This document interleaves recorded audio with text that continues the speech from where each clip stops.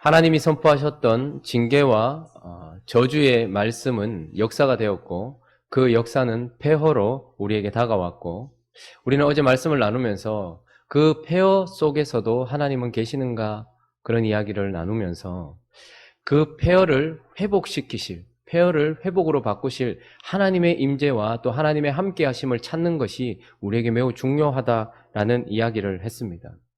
영적인 회복을 상징했던, 영적인 회복이 처음 일어났던 부흥의 장소였던 미스바에 하나님과 같은 마음을 품고 있는 예레미야나 그리고 하나님의 말씀에 생명을 걸고 그것을 따르려고 하는 그다랴를 남겨두심으로써 하나님은 내가 이 폐허 속에도 너희와 함께하고 있다라는 외침을 우리에게 들려주실 뿐만 아니라 하나님의 진리의 말씀과 또 우리가 살아야 될 말씀과 우리가 경계해야 될 말씀을 들려주는 사람들을 우리 주변에 두심으로써 하나님은 폐허이지만 그러나 이곳에 여전히 있으며 이 폐허를 회복으로 바꿀 하나님을 우리가 자세히 주의하여 찾아서 그분의 임재와 그분의 함께하심을 깨닫는 것, 이것은 매우 중요하다라고 말씀을 드렸습니다.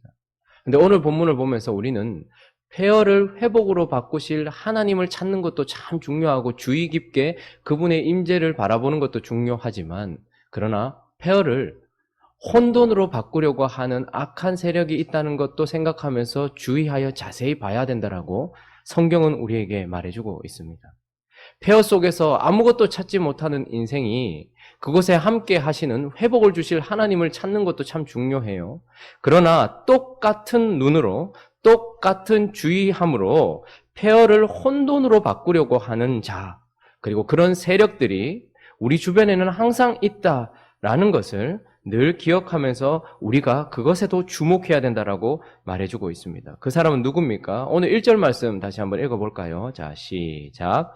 7째 달에 왕의 종친 엘리사마의 손자여 느다냐의 아들로서 왕의 장관인 이스마엘이 10사람과 함께 미스바로 가서 아이감의 아들 그데랴에게로 이르러 미스바에서 함께 떡을 먹다가 어제 본문에서도 살펴보았던 것처럼 요하난이라는 사람과 군대 장관들이 이 사람은 암몬 자손들의 왕 바알리스의 어떤 사주를 받아서 당신을 죽이려고 합니다라는 어떤 그런 첩보들을 받았음에도 불구하고 오늘 이 그데랴는 왕의 종친이면서 그리고 왕의 장관인 이스마엘이라는 사람, 경계해야 될 사람이 있었는데도 그와 함께 떡을 먹었다라고 이야기를 하고 있습니다.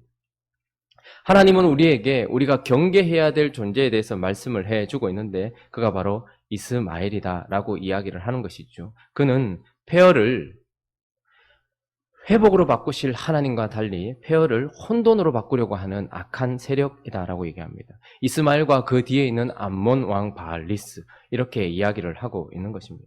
이 이스마엘의 특징을 자세히 살펴보니까 이스마엘 하면 거짓이다라는 것을 보게 됩니다. 우리가 방금 읽었던 1절에도 보면 이스마엘이 친교의 떡을 나누고 있는 것을 보게 됩니다.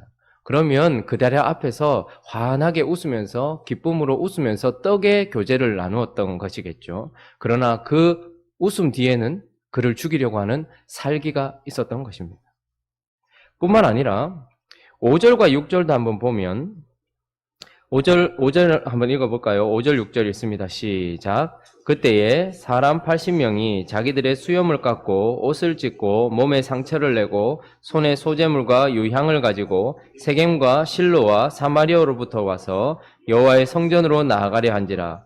느다냐의 아들 이스마엘이 그들을 영접하러 미스바에서 나와 울면서 가다가 그들을 만나 아이감의 아들 그데랴에게로 가자 하더라. 자, 그데랴를 죽인 이스마엘은 그데랴와 함께 웃으며 떡의 교제를 나누었습니다. 그의 웃음은 거짓이었습니다. 그런데 또 이 순례자들이 있었습니다. 아픔을 가지고서 하나님 앞에 회개하려고 오는 80여 명의 순례자들이 있었는데 그들을 만나러 간 그는 그들과 함께 울면서 그들을 맞이했고 거짓으로 그데랴에게로 유인하자고 하면서 자기의 미스바 땅으로 데리고 가려고 하는 것을 보죠. 이스마엘은 뒤에 살기를 가지고서 혼돈을 가지고 오려고 하면서도 누구 앞에서는 웃고 누구 앞에서는 함께 울면서 그렇게 거짓으로 점철되어 있다라는 것을 보게 되고 또 하나 그의 특징을 보면 그가 그데랴를 죽인 이유는 결국은 하나님께 반역하는 이유입니다. 그러니까 거짓으로만 전철되어 있는 것이 아니라 반역으로 가득 차 있는 인생이다라는 것입니다. 우리가 방금 읽었던 것처럼 이 사람은 왕의 종친입니다. 그러면서 왕의 장관인 것이죠. 그런데 지금 하나님께서 이 땅에 세우신 지도자는 누구입니까? 사반의 손자 아이감의 아들 그다랴입니다. 그는 왕족이 아니었습니다. 그러니 어쩌면 왕의 종친으로서 다윗 가문의 사람도 아닌 사람이 남유다, 이스라엘을 다스린다라는 것이 마음에 들지 않았을지도 모르겠습니다. 뿐만 아니라 그다랴는 바벨론과 바벨론 왕을 섬기자라고 이야기하면서 정책적으로는 친바벨론파였습니다. 그러니까 이 이스마엘 입장에서는 바벨론을 섬기는 것도 싫었을지 모르겠습니다. 그러나 결론적으로는 왕족이 아닌 그다랴가 혹은 자기가 좋아하지 않는 바벨론이 이렇게 말하지만 결론적으로는 무엇입니까? 그 그다랴를 세우신 분이 하나님이십니다. 미스바에 그다랴를 세우신 분이 하나님이시고 그리고 바벨론이라는 멍에를 지으신 분이 하나님이신 것입니다. 그런데 오늘 이 이스마엘은 무엇입니까? 하나님이 세우신 권위와 하나님이 지어주신 멍에를 벗으려고 하는 반역적인 마음으로 그다랴도 죽이고 그 다음에 바벨론 왕이 세워놓은 사람들도 갈대아 군사들도 죽이는 것을 보게 되는 것이죠. 그러니까 결론적으로는 거짓으로 가득한 이 인생은 사실은 하나님을 싫어하는 것입니다. 하나님께 반역하는 것이죠. 뿐만 아니라 우리가 5절 6절을 읽었는데 나라가 망한 이 상황을 보면서 하나님의 나라가 성전이 회파된 것을 아파하며 수염을 깎고 옷을 찢고 상처를 내면서 하나님께 드릴 제물들을 가지고 와서 여호와의 성전으로 가 회개하려고 하는 80명의 순례자들이 있습니다. 그런데 그들이 하나님께 회개하고 하나님께 돌아가며 이 망한 나라를 위하여 중보하기 위하여서 성전으로 가는데 이는 아무 이유 없이 70명을 죽여버립니다. 왜 그랬을까요? 결국 이스마엘은 하나님께 돌아가려고 하는 사람들을 막는 것이죠. 그러니 하나님께 반역할 뿐만 아니라 하나님께 돌아가려고 하는 사람들도 막아서는 악한 자다라는 것을 우리에게 보여주고 있는 것입니다. 하나님은 이 땅을 폐허로 만드셨지만 그러나 이제 다시 심고 세우시려고 이 폐허를 회복으로 바꾸시려고 일하시고 계시는데 그런데 그 가운데 이스마엘은 다시 이 폐허를 더 큰 혼돈으로 바꾸려고 거짓으로 가득 차 하나님께 반역하며 하나님께 돌아가려고 하는 모든 움직임들과 인생들을 죽이는 그런 악한 자다라는 것을 우리에게 말해주고 있는 것입니다. 또 한 가지 우리가 살펴봐야 될 어떤 사람이 있는데 그것은 바로 요하난이라는 사람입니다. 혼돈의 때에 그가 이것을 정리하는 듯 보이는데 결론적으로 그가 선택한 것이 무엇인가를 살펴볼 필요가 있는데요. 16절, 17절을 우리 한번 읽어볼까요? 자, 16절, 17절 있습니다. 시작.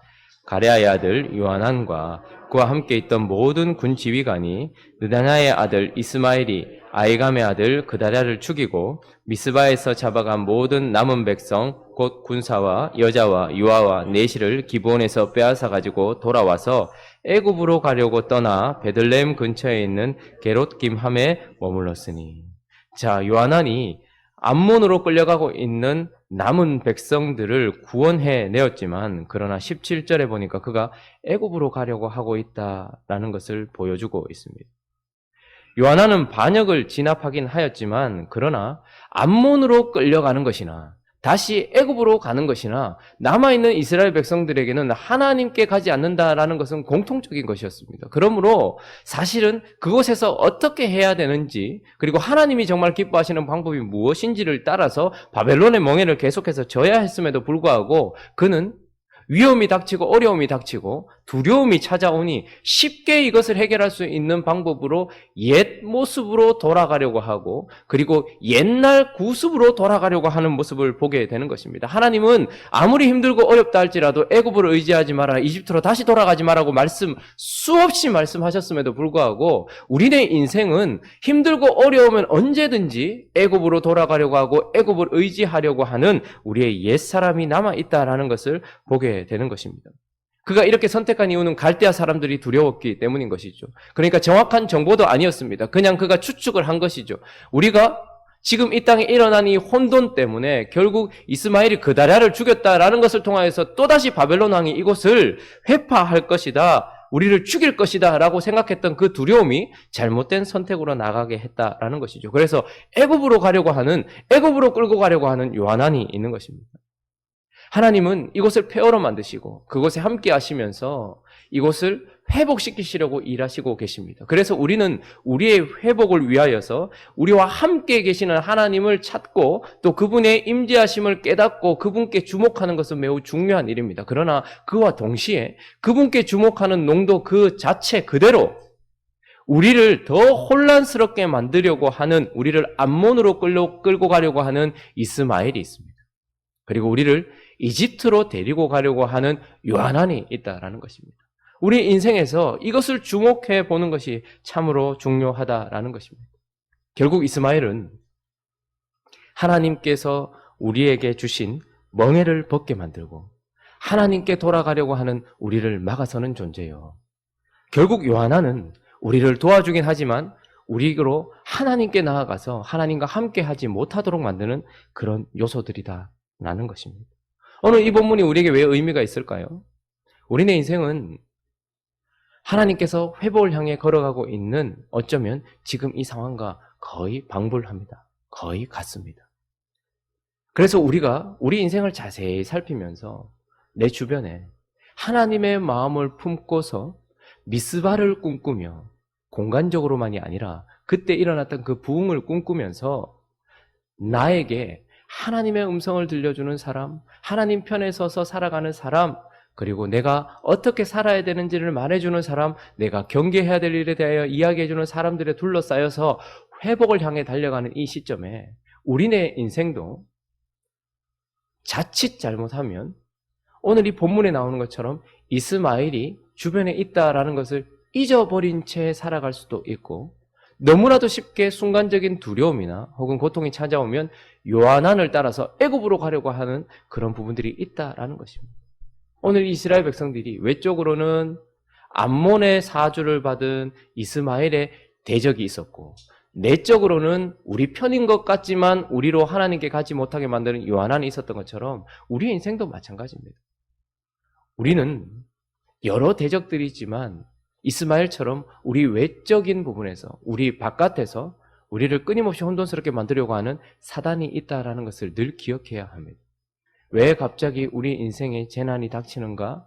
왜 갑자기 내 마음에 어두움이 찾아오는가? 이것은 자연스럽게 일어나는 일이 아니라 많은 요인들 중에 하나이긴 하지만, 그러나 우리도 이스마엘과 같은 대적이 우리를 끊임없이 혼돈으로 끌어가려고 하고 있다라는 것을 기억해야 합니다. 그래서 베드로 사도는 뭐라고 얘기했습니까?